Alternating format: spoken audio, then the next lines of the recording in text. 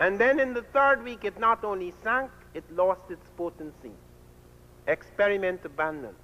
That was not the end of the affair. V.W. Proctor, another botanist, said, birds flew from Africa with the cotton to America. Birds, you know, not blacks. And I want you to understand why they could not consider blacks. Because all the anthropological studies of blacks have been dealing with primitives or semi-primitives or little rural villages or simple people on the edge of the African cultural centers. Everybody does not operate at the same technological level.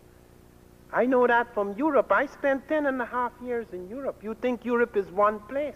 It is very different. Like Africa. It is more advanced today than Africa is because we know why. We don't have to ask such silly questions. You can't take millions of people out of a continent, exploit it, take out of all its raw material for hundreds of years, misinform people, reduce them to a state of semi-starvation in many places, take the best minds out of the country, rip millions of people out of the heart and belly of the country, and then said, I wonder what happened to Africa.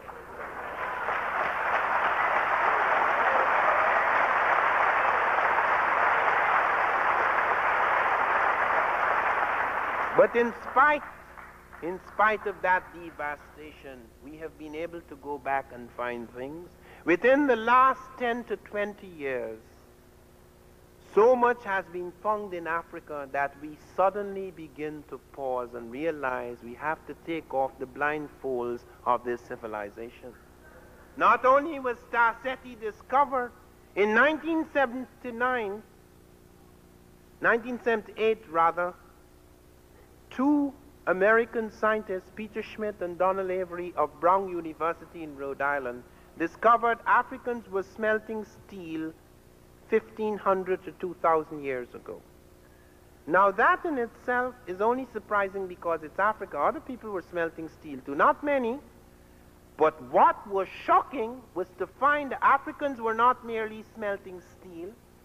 They were smelting the finest bloom of carbon steel at temperatures of 1,850 degrees centigrade, which is 200 degrees higher than anything achieved in Europe until the 19th century. They were doing this in the 5th, using the most modest dates, the 5th century AD. In other words, 1,000 years before Europe reached 1850, they had reached 1850. Secondly, they discovered the Africans were smelting steel in a single-stage process. Even when George Wilhelm Siemens, the German, in the middle of the 20th century, discovered a process for mass-producing steel, it was done in two crude processes. First, the sintering of solid particles, and then stage 2, in order to bring it to the fine bloom of carbon steel. The Africans jumped that stage because they had learned to produce iron crystals, which involves a semiconductor technology unknown until the 20th century. And then on top of that, they discovered again to their astonishment that the Africans were doing this using less fuel. They had been driven into fuel-saving technology because they did not have as much wood at their disposal. How could that be when Africa has such vast jungles? United Nations report Africa has less jungle than any other continent comparable with its land space. By that is meant, if you took two Europes, and you could put two Europes in Africa, if you left out Soviet Asia, not Soviet Europe, but Soviet Asia, you could put two Europes in Africa. There's more woodland and forest in that comparable land space of two Europes than in Africa. My jungle, I come from Guyana, which is no jungle in itself. It has very sophisticated cities on the coast, but 85% of it is jungle. My country is larger than Britain, Scotland, and Wales put together. You could take a big city like London and bury it in my jungle, and you wouldn't see it from the air. Okay, it's larger than any single jungle in Africa. But we get this impression about these great jungles. Ethiopia and Egypt and Carthage in the Hannibal period, and Mali and Songhai, and Monomotapa, and Ghana. Those were not jungle empires. In one of those empires in Mali, which they call the Bright Country, vast savanna country, as large as all the states of Western Europe put together, according to what the Arabs said who had traveled through it. There was not a single slice of jungle. The Africans there were so afraid of the jungle that when they traded with the jungle Africans, they would take their goods and put it on the edge of the jungle, and the Africans would come out and give them something its equivalent.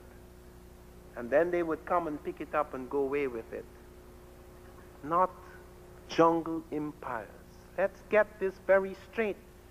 So we had this fascination, these anthropologists had this fascination. There was I in the university, and I didn't get to university easy. Here in America, everybody gets their BA at 22, except a few slackers. I got it at 32, and I wasn't slacking. There was no university in my country. I couldn't go to university. At age 16, I had finished all my exams. There was nothing else to do. I sat it again at 17, and I sat it again at 18. At 16, I got 75. At 17, I got 80. At 18, I got 82. What do you think I was doing? I was trying to get as close to 100 as I can, because only those people in the 90s can get scholarships to go to university.